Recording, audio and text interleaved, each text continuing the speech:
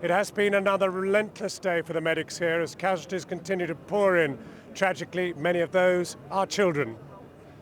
Now, I have been out speaking to children here about their lives. I've been to see some of them in their homes and some of them actually here in hospital. And do be warned, my report does contain some images that distressed me, let alone you.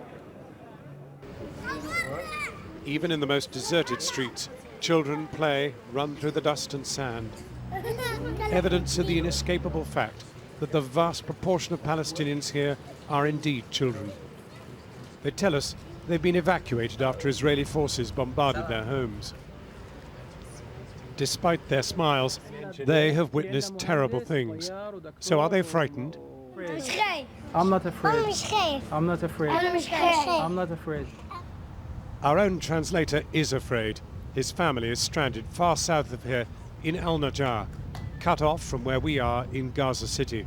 He cannot reach them, they cannot reach him, and last night their neighborhood was hit and ambulances removed the injured.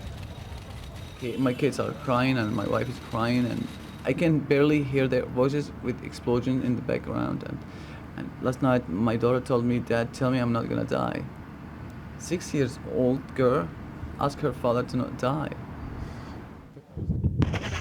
Then this afternoon he learned 17 people in his wife's area have been killed by renewed shelling and ground fighting. His family has survived. All he can do is to listen to their wailing on the phone. It's right here to Shiva Hospital where the children who are hit are rushed. 10-year-old Anwar has shrapnel wounds and a deep burn on his thigh. He tells us relatives were killed in the attack.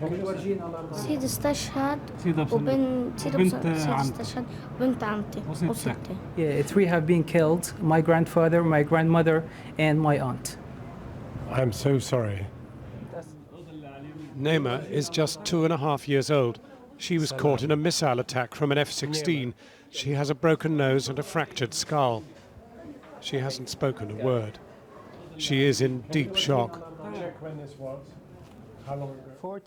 And this is 7-year-old Noradine, grievously injured in an F-16 missile attack in which 45 others were injured. Her mother says many were children. 2 were killed. 7-year-old Maha suffered serious injuries in an artillery bombardment that killed 8 and wounded 7 others.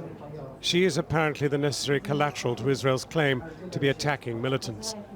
The dirt from playing in the street still clings to her feet.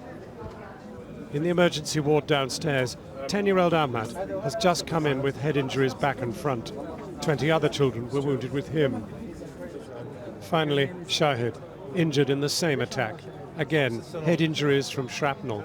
The director of the emergency ward is in despair. Innocent people, all that which we receive here, innocent people, it's all of them civilians. Why? The question why and how, for how long, it's enough. I suppose to immediately cease fire now to save the innocent people. They are human beings. Where's the rights of human rights? Outside his office, bereft fathers weep inconsolably.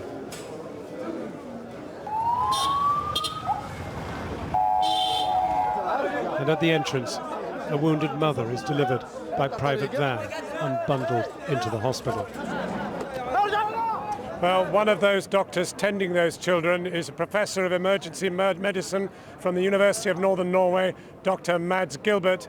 Dr. Gilbert, what do you now know of the latest death toll amongst children, and particularly the injuries?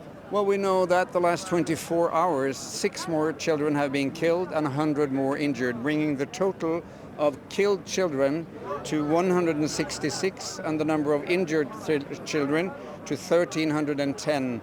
Total number of killed, including adults, is 695, and total number of injured, 4,519.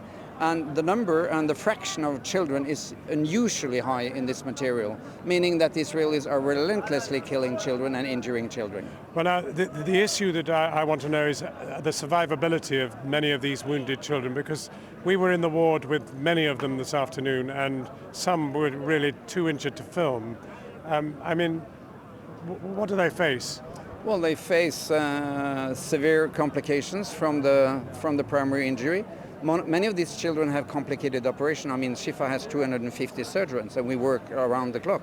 But many of these multi-trauma patients, they require an extremely high-level, university-level hospital competence, and Shifa is drained of resources. We don't have everything we need. Most of these multi-trauma patients should have been evacuated out of Gaza to have proper treatment. But I gather, in particular, pain control is devastatingly short. Absolutely, and we lack epidural catheters, local anesthetics, and so on, and I think that the total care, I mean, Shifa Hospital is doing everything they can for the children, yet the siege has caused the hospital to be so drained of resources and supplies that we cannot offer what these children should deserve, and of course many of them will die due to complications.